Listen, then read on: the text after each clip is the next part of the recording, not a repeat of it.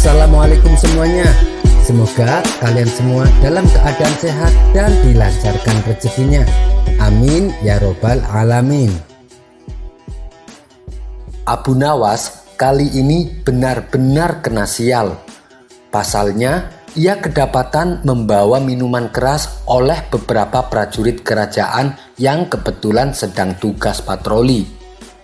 Tanpa basa-basi, mereka langsung menyeret Abu Nawas untuk dibawa ke istana. Abu Nawas tak bisa berkutik apalagi mengelak dari kesalahannya, sebab ia tertangkap tangan bersama barang bukti sebotol minuman keras.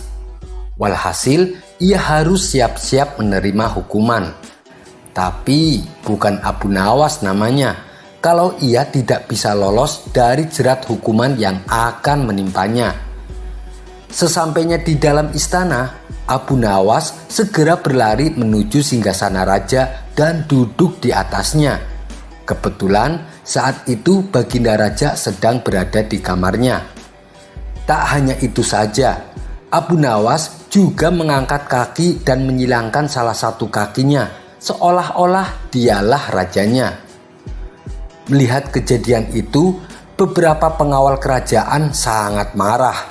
Mereka menilai bahwa siapapun tidak berhak duduk di singgasana raja kecuali raja sendiri.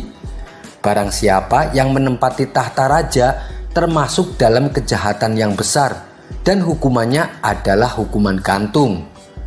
Maka para prajurit langsung menarik Abu Nawas dengan keras hingga ia jatuh tersungkur ke lantai. Mereka juga memukuli Abu Nawas bertubi-tubi. Menjeritlah Abu Nawas sekeras-kerasnya.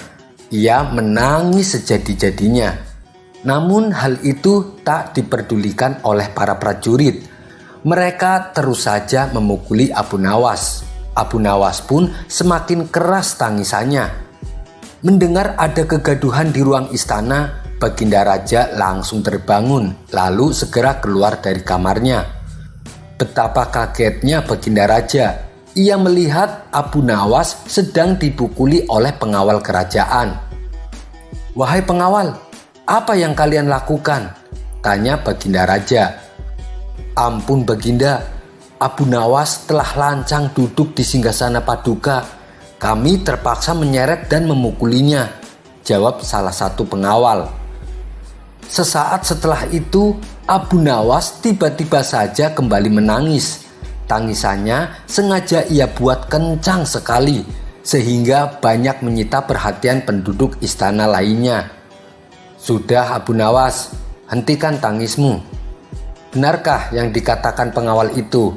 tanya Baginda Raja. "Benar Paduka," jawab Abu Nawas. Baginda Raja sangat terkejut dengan penuturan Abu Nawas. Jika sesuai peraturan yang ada, Abu Nawas memang harus dihukum mati. Namun Baginda Raja tak sampai hati melaksanakannya, mengingat begitu banyak jasa yang diberikan Abu Nawas kepada kerajaan. "Sudahlah Abu Nawas, tak usah menangis. Jangan khawatir, aku tidak akan menghukummu. Cepat hapus air matamu," ucap sang raja. "Wahai Baginda, bukan pukulan mereka yang membuatku menangis. Aku menangis karena kasihan terhadap Paduka," ujar Abu Nawas yang membuat raja tercengang. "Kamu mengasihani aku. Mengapa kamu harus menangisi aku?" tanya Baginda Raja heran. "Wahai Paduka, hamba cuma duduk di tahta Baginda cuma sekali. Tapi mereka telah memukuliku dengan begitu keras. Apalagi Paduka. Paduka telah menduduki tahta selama 20 tahun. Pukulan seperti apa yang akan Paduka terima? Hamba menangis karena memikirkan nasib Paduka yang malang," jawab Abu Nawas. "Siapa yang berani memukulku?" tanya Baginda Raja emosi. "Malaikat yang meminta pertanggungjawaban Paduka selama Paduka menduduki singgasana itu," jawab Abu Nawas kembali. Jawaban Abu Nawas membuat Baginda Raja tak bisa berbuat apa-apa. Ia tak menyangka Abu Nawas telah mengingatkan dirinya. Nasihat yang sangat menusuk hati paling dalam. Tak terasa air mata pun menetes di kedua pipi Baginda Raja. "Baiklah Abu Nawas, sekarang pulanglah," perintah Baginda Raja.